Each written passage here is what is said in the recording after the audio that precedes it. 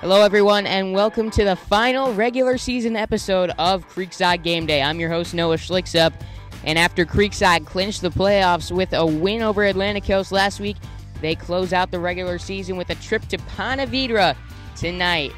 Now, the Knights have only come out of Ponte Vedra High School with a win once before. Can they do it tonight?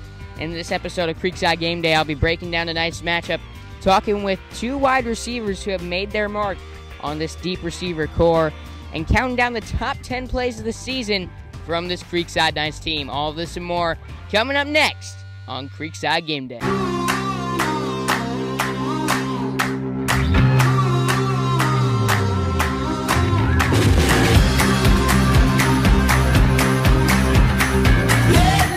Looking to his left, he's looking deep for Reynolds, he's got it! It's fine. Goes to his left, and wobbly pass is picked off! It's picked off! It's a pick six! Ford on the run, looking down the field, he's got Ashton Reynolds inside the 10! It's time for Creekside Gameday. Starting things off now with my matchup breakdown. Creekside has gone over to Ponte Vedra just once before and come out with a win. That's in 6 trips over to Ponte Vedra High School. After losing 8 straight to the Sharks, they've won the last 3 in a row in this matchup. And listen, they clinched the playoffs last week against Atlantic Coast. They'll be facing the loser of the Niceville-Navarre game over in the Panhandle. That's one to watch. As for Ponte Vedra, if they want any hope of making it to the playoffs, they need to win tonight. And the one storyline I'm really interested to watch play out tonight is the fact that Ponte Vedra has allowed just 5 passing touchdowns this entire season, 2 in the last 6 games. To put this in perspective, Creekside has a wide receiver that's caught more this season than what they've given up. So Creekside's either going to have to find something to attack in that secondary, or they're going to have to get the run game going in this one. 3 of the 4 teams that have beaten PV this season have rushed for over 170 yards. Every team that's beat this defense has rushed for over 100. Heading into the season, it was expected that the Knights, as they normally do, will be a run-heavy team. However, it's been the past that's won them the majority of their games. And don't get me wrong, the run has been good for them, but to win this game, I have a feeling they're going to need to get the run game rolling and pound it too. If you can keep the Sharks' defense on their heels, get them to hesitate, teams have been able to get to the outside and use quarterback option plays, and those have worked well against them. The other thing you'll notice about Ponte Vedra is their offense has been real hit or miss each week. Just listen to these these are their scores in order from this season. 7, 13, 35, 34, 17, 32, 21, 30, 35.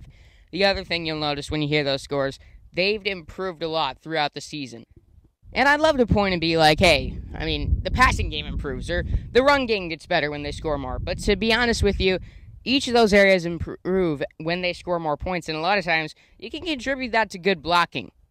Led by one of the best O-linemen in the area, Jake Warnera, this PV O-line has done a solid job all season long.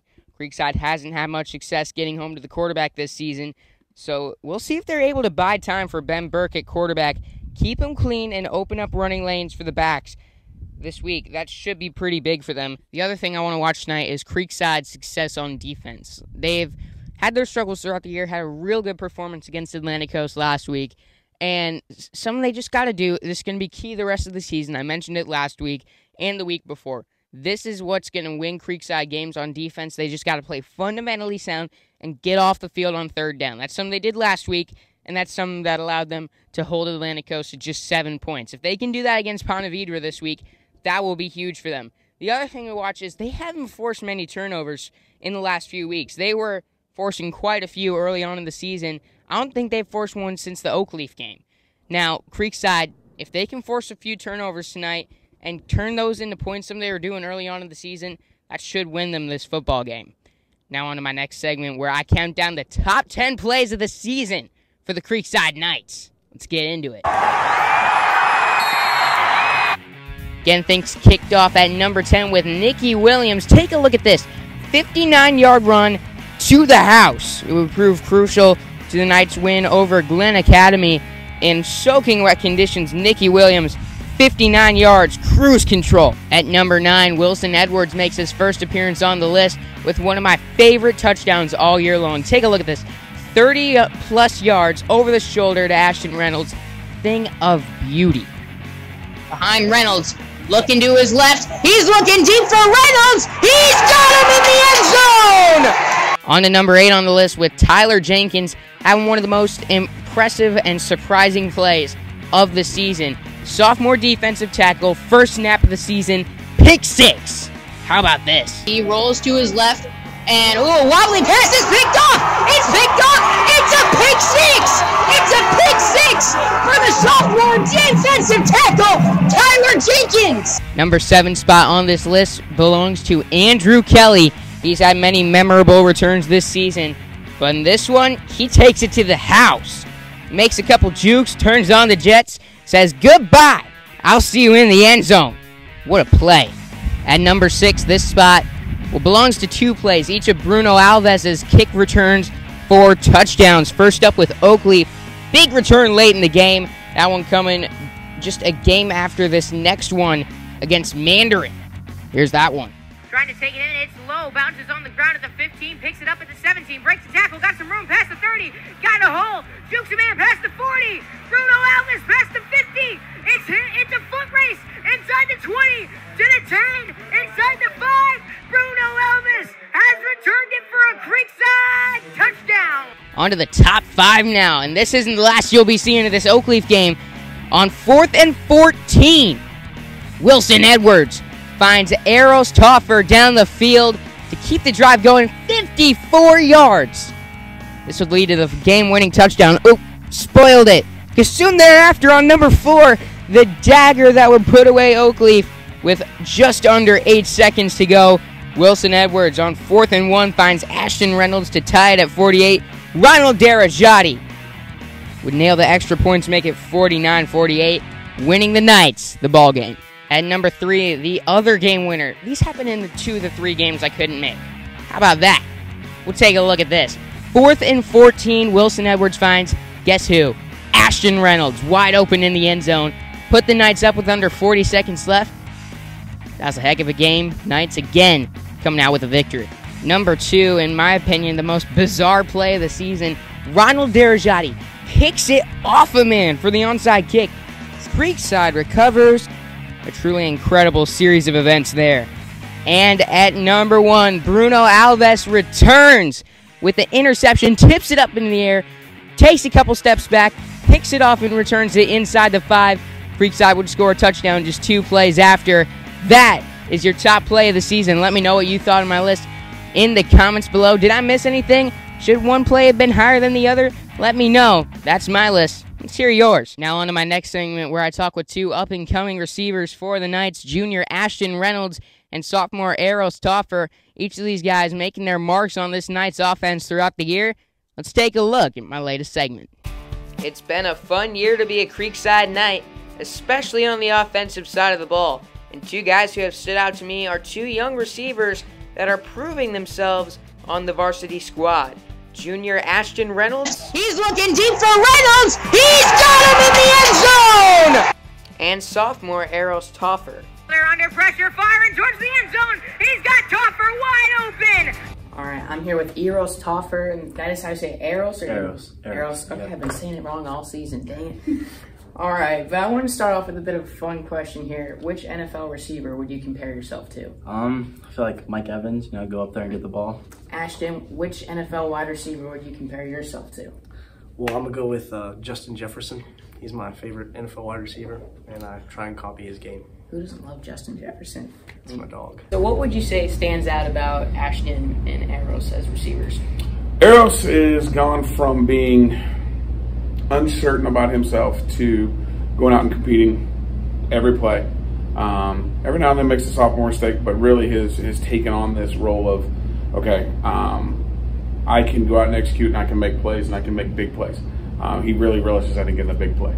Ashton has become really one of our more complete route runners that I have. He is somebody who's willing to do little things and be there for anybody else. He doesn't take all the limelight or want all the limelight. He knows it's about the group. And then this season as a sophomore, coming on to varsity, how have you built up chemistry with each of the quarterbacks? Yeah, well, I'm already great friends with them. We go out and eat and all that stuff and go work on routes at the fields and stuff like that. take any time to adjust to the speed and physicality of varsity football? Yeah, it took some time. It's a toll on the body, but it worked pretty well. Last year, you had three receptions for 70 yards during your sophomore season. You've stepped into a much bigger role this go around. And what areas of your game would you say you've improved on the most in that amount of time? I'm probably gonna go with route running. I've tried to improve my route running getting in the lab over the off season, and just I've improved everything all around my game, but just main focus route running. You caught a touchdown in each of your last 5 games. You're the first Knights receiver to do that since JT Wood in 2017. No recorded Knights receiver has gone 6 games in a row. What's your reaction to that? That's a new fact to me. I guess I'm really proud of that stat. It's a pretty cool stat to have, but I'm gonna just keep rolling doing my game. This Ponte Vedra defense, they've allowed just 5 passing touchdowns all year, 2 in the last 6 weeks. What's it going to take to generate some offense against them? I think just doing our job and doing what we always do, and that should be it. What are the keys to success against this secondary this week? Execution, knowing that they're going to be in certain coverages, they're going to do as they're told, and if they do as they're told, then we should be able to take advantage of what we want to do. They're a good defense. They play well. They play fast, and like I said, they're very well coached. So doing and going out and executing our game plan is going to be the big part of it. Appreciate Eros and Ashton sitting down with me, as well as wide receiver coach Shane Bowers. And now for my prediction, wrapping up the regular season, Creekside facing a tough matchup in Ponte Vedra, and this one, again, really tough matchup. Ponte Vedra's defense has performed well throughout the year, and their offense is picking things up. They're hungry. They got a lot of seniors on their team. They need a win if they want any shot of getting into the playoffs. And this reminds me of the Buchholz game. Again, head saying Ponte Vedra, heart saying Creekside. Listen, Creekside's in the playoffs no matter what, but they still want to end a regular season with some good momentum and a victory. We'll see if they can get that against Ponte Vedra tonight. I'm going with my final score, 28-27. 1-point game. Creekside going to get that game winner in another game. I can't call, but I'll still be there, so follow my Twitter, @SchlickSports, for live updates. You can catch the game live on NFHS Network if you'd like to tune in. That'll do it for my game day show. If you enjoyed, be sure to like and subscribe to Schlick Sports, and I'll see you next week here on Creekside Game Day.